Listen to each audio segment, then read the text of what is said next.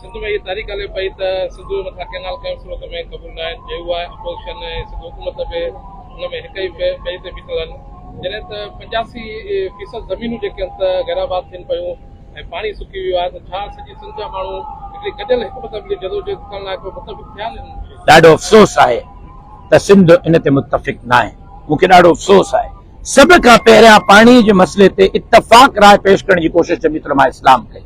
All parties conference असां अॼु खां 6 महीना पहिरियां कराची में कोठाई, जंहिंमें GDA न आई, क़ौम परस्त जमातूं न आयूं। उन्हनि जो चवणो हो त पीपल्स पार्टी खे दावत न ॾियो, उहे मुजरिम आहिनि। मां उन्हनि खे चयुमि त थोरी देरि जे लाइ तस्लीम बि कयूं त जेकॾहिं तव्हांजो मौक़िफ़ दुरुस्त आहे ऐं पीपल्स पार्टी मुजरिम आहे त मां त मुजरिम तव्हांखे टेबल ते विहारे थो ॾियां।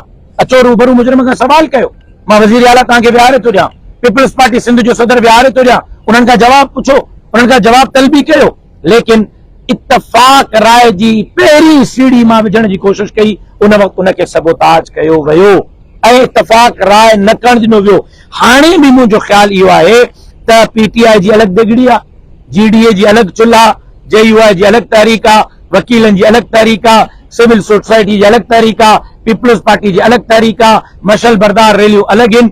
जेसी ताईं तव्हां ज्वाइंट न थींदव, तव्हां उहो पंहिंजो मैसेज पंजाब ते विफ़ाक़ ते असर अंदाज़ न करे सघंदव। सियासत हमेशह कई आहे, सियासत कंदा रहंदासीं। सिंध हूंदी त असां हूंदासीं, असां हूंदासीं त सियासत हूंदी। जॾहिं सिंध ई न हूंदी अलाह न करे त पोइ असांजी सियासत कहिड़े कम जी, पोइ असांजी स्ट्रगल कहिड़े कम जी। लिहाज़ा अॼु मां पन्नो आकिल जे सहाफ़िन जे ज़रिए सभिनी खे अपील करियां थो त पाणीअ जे मसइले ते, दरिया जे मसइले ते इख़्तिलाफ़नि खे पोइते रखो, हिक पेज ते वियो।